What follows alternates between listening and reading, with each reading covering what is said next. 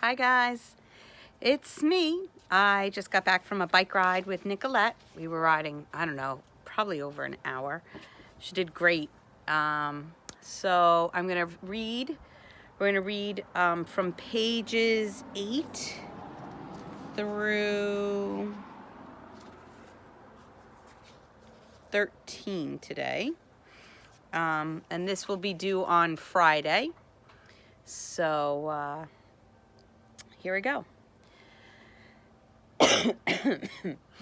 Boys and girls. That's the name of the chapter, not you guys. Boys and girls live in separate worlds. The boys in the universe and we in ours. My brothers, for example, they've got plenty to say to me and Nenny inside the house. But outside, they can't be seen talking to girls. Carlos and Kiki are each other's best friends, not ours. Nenny is too young to be our friend. She's just my sister, and that was not my fault. You don't pick your sisters. She can't play with those Vargas kids, or she'll turn out just like them. And since she comes right after me, she is my responsibility. Someday I will have a best friend all my own. One I can tell my secrets to. One who will understand my jokes without having to explain them. Until then, I am a red balloon. A balloon tied to an anchor. This would be page 10. The title of the vignette is called My Name. In English, my name means hope. In Spanish, it means too many letters. It means sadness. It means waiting. It is like the number 9, a muddy color. It is the Mexican records my father plays on Sunday mornings when he is shaving, songs like Sobbing. It was my great-grandmother's name, and now it is mine. She was a horsewoman, too, born like me in the Chinese year of the horse, which is supposed to be bad luck if you're born female. But I think this is a Chinese lie, because the Chinese like the Mexicans. Mexicans don't like their women strong. Oh, I don't like the way I read that. I'm going to reread that sentence. But I think this is a Chinese lie because the Chinese, like the Mexicans, don't like their women strong. My great-grandmother, I would have liked to have known her. A wild horse of a woman, so wild she wouldn't marry, until my great-grandfather threw a sack over her head and carried her off. Just like that, as if she were a fancy chandelier. That's the way he did it. And the story goes, she never forgave him. She looked out the window her whole life, the way so many women sit their sadness on their elbow. I wonder if she made the best with what she got, or was she sorry because she couldn't be all the things she wanted to be? Esperanza, I have inherited her name, but I don't want to inherit her place by the window. At school, they say my name funny, as if the syllables were made out of tin and hurt the roof of your mouth. But in Spanish, my name is made out of softer, something like a silver, not quite as thick as my sister's name, Magdalena, which is uglier than mine.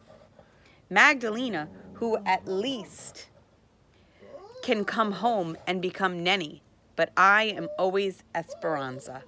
I would like to baptize myself under a new name, a name more like a real name, the one nobody sees, Esperanza, as Lisandra, as Maritza, or Zizi, the X.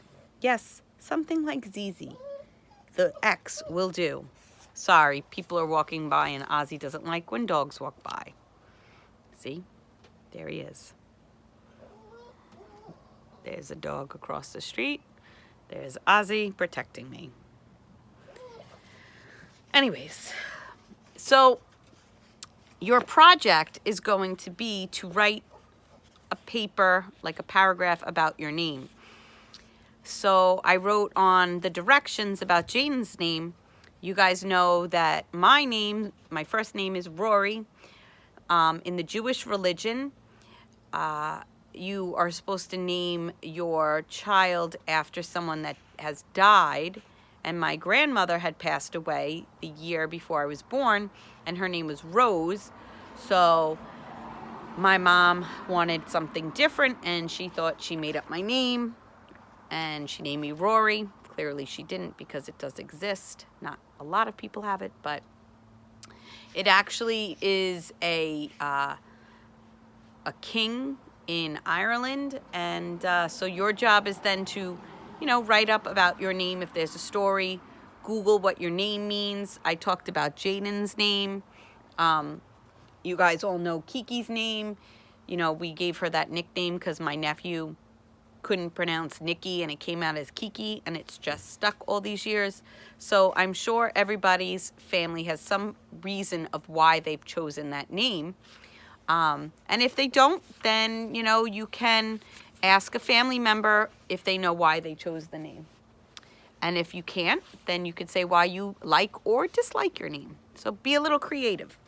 The last chapter, the last vignette we're going to read is called Kathy, Queens of Cats. She says I am the great cousin of the Queen of France. She lives upstairs over there next door to Joe, that baby grabber. Keep away from him, she says. He's full of danger. Benny and Blanca own the corner store.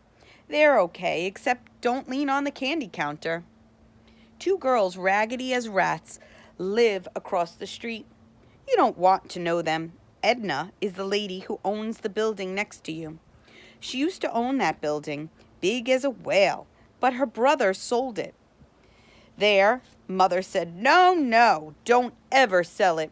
I won't. And then she closed her eyes and he sold it.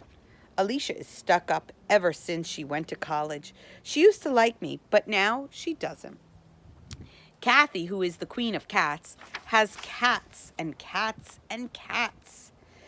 Baby cats, big cats, skinny cats, sick cats. Cats asleep like donuts, and cats on top like a refrigerator. Cats taking walks on the dinner table. Her house is like a cat heaven. You want a friend, she says? Okay, I'll be your friend, but only till next Tuesday. That's when we move away. Got to go. Then, as if she forgot, I just moved in, she says. The neighborhood is getting bad.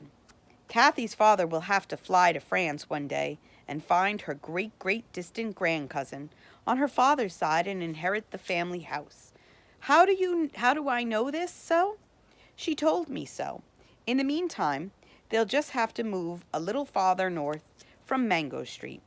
A little farther away every time people like us keep moving in. So on page 12, there was definitely a metaphor. And remember, a metaphor is where you compare things without using like or as. So your job, I believe, on that slideshow is to find a metaphor. So go back, reread, listen to my lovely voice again, and enjoy each day. Try to get some fresh air as I am sitting on my front porch. And hopefully this video finds you well. If you have any questions, you guys can email me and I will contact you. That's about it, guys. All right. See ya. Bye.